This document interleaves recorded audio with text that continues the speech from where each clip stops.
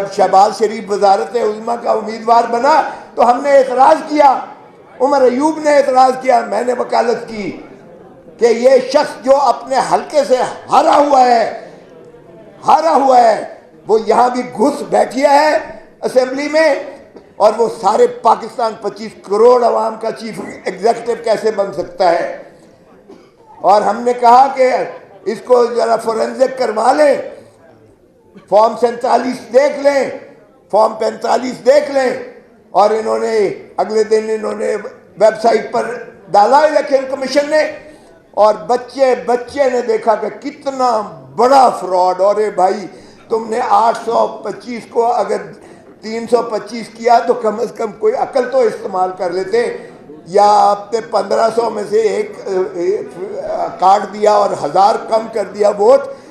یہ بھی یعنی نیکڈ آئیز سے آپ کو فراڈ نظر آیا، اور پھر انہوں نے منہدم کر دیا اسے، لیکن وہ اس وقت تک قوم کے سامنے سبھی چیزیں آ چکی ہیں۔ تو ہم نے یہی تقاضا کیا کہ اگر عوام کے آپ مینڈیٹ کو بحال نہیں کرتے، نہ ہم اسمبلی چلنے دیں گے، نہ حکومت چلنے دیں گے، نہ ہم اس خداداد مملکت کو اس فراڈ کے نیچے عوام کے مینڈیٹ پر ڈاکہ ڈالنے دیں گے۔ اور ہم نے 3 دن یہ ثابت کیا اسمبلی میں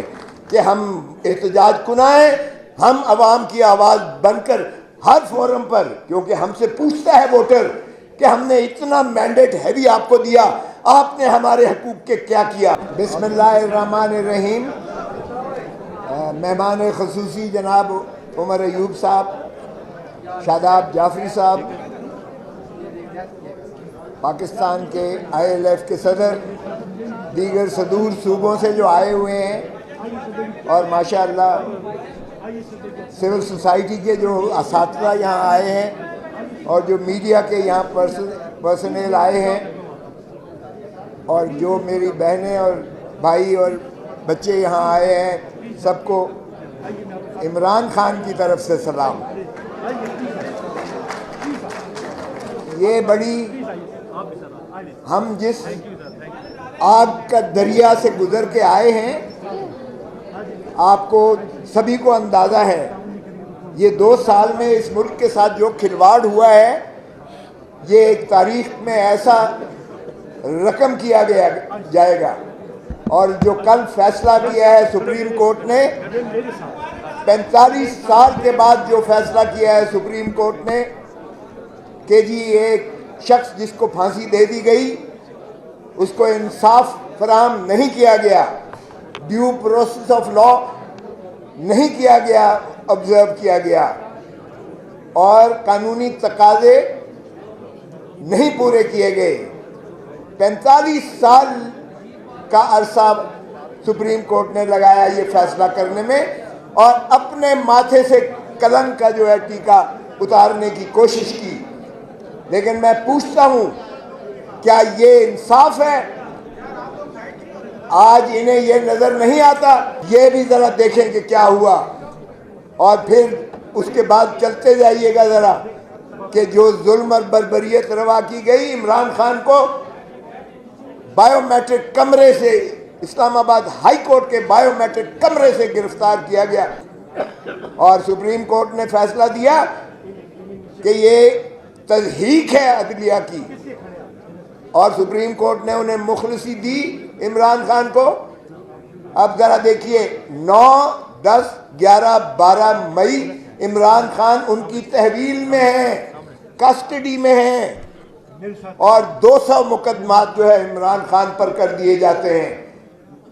اور 200 سے زیادہ کئی مقدمات جو ہے یہاں عمر ایوب صاحب بیٹھے ہوئے ہیں، یہاں جتنے ہمارے اکابرین بیٹھے ہوئے ہیں ان پر کر دیے گئے۔ یہ ایک ایسی ظلم اور بربریت کی داستان کی گئی، کبھی آپ نے ایسا سنا ہوگا؟ ایک شخص شر قتل ہوتا ہے کوئٹہ میں، خان کے فرشتوں کو نہیں پتا، اور خان کو اعانت میں جو ہے کر دیا جاتا ہے، ملزم بنا دیا جاتا ہے، اور PS to PM جو آج انفارمیشن منسٹر بننے جا رہے ہیں، فراڈ کے اس بنیاد پر 9 فروری کے فارم 47 کی وجہ سے جس کو وزیر اعظم بنایا گیا ہے، اور جو وزارتیں حلف لینے جا رہے ہیں، وہ آپ کے مینڈیٹ پر ڈاکہ مار کے کیا گیا ہے۔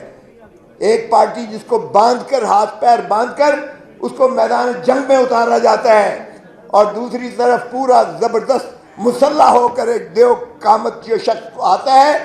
اور آفرین ہے عوام پر کہ عوام نے اسے چاروں شانے چت کر کے گرایا،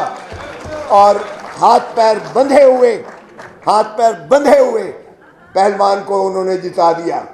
اور یہ جو فراڈ ہوا ہے، الیکٹورل فراڈ، اسی لیے ہم نے تقاضا کیا ہے جوڈیشل کمیشن بنایا جائے۔ جب شہباز شریف وزارت عظمیٰ کا امیدوار بنا تو ہم نے اعتراض کیا، عمر ایوب نے اعتراض کیا، میں نے وکالت کی کہ یہ شخص جو اپنے حلقے سے ہارا ہوا ہے وہ یہاں بھی گھس بیٹھیا ہے اسمبلی میں، اور وہ سارے پاکستان 25 کروڑ عوام کا چیف ایگزیکٹو کیسے بن سکتا ہے؟ اور ہم نے کہا کہ اس کو ذرا فورنزک کروا لیں، فارم 47 دیکھ لیں، فارم 45 دیکھ لیں، اور انہوں نے اگلے دن ویب سائٹ پر ڈالا الیکشن کمیشن نے، اور بچے نے دیکھا کہ کتنا بڑا فراڈ۔ اور بھائی تم نے 825 کو اگر 325 کیا تو کم از کم کوئی عقل تو استعمال کر لیتے، یا آپ نے 1500 میں سے ایک کاٹ دیا اور 1000 کم کر دیا ووٹ۔ یہ بھی یعنی نیکڈ آئیز سے آپ کو فراڈ نظر آیا، اور پھر انہوں نے منہدم کر دیا اسے، لیکن وہ اس وقت تک قوم کے سامنے سبھی چیزیں آ چکی ہیں۔ تو ہم نے یہی تقاضا کیا کہ اگر عوام کے آپ مینڈیٹ کو بحال نہیں کرتے، نہ ہم اسمبلی چلنے دیں گے، نہ حکومت چلنے دیں گے، نہ ہم اس خداداد مملکت کو اس فراڈ کے نیچے عوام کے مینڈیٹ پر ڈاکہ ڈالنے دیں گے۔ اور ہم نے 3 دن یہ ثابت کیا اسمبلی میں کہ ہم احتجاج کنائیں، ہم عوام کی آواز بن کر ہر فورم پر، کیونکہ ہم سے پوچھتا ہے ووٹر کہ ہم نے اتنا مینڈیٹ ہیوی آپ کو دیا، آپ نے ہمارے حقوق کے کیا کیا؟ تو اگر اس طرح سے ڈاکہ مارتے ہیں، اور آئین میں دیکھیے، آئین میں صرف اور صرف عوام ہی مقتدر ہیں، آئین میں صرف اور صرف آرٹیکل 7 میں عوام کو حق ہے نمائندے بھیجنے کا اسمبلی میں اور پارلیمان میں، اور انہی سے جو ہے حکومت بنتی ہے، عوامی نمائندے سے۔ اس میں نہ مقتدر حلقہ ہے کوئی، نہ فرشتے ہیں، نہ عدلیہ ہے۔ اور آرٹیکل 5 میں کہا ہے لائلٹی ٹو دی اسٹیٹ، مطلب وفاداری عوام کے ساتھ اور تابعداری آئین کے ساتھ، یہ ہے rule of law. Imran Khan سے جب جیل میں بات ہوئی تو اس نے کہا نہ میں ڈیل کرنے والا ہوں، نہ میں ان چور ڈاکو لٹیروں کی طرح بھاگ کر لندن چلا جاؤں گا، میرا مرنا جینا یہی ہے، اسی دھرتی میں ہے، میں عوام کو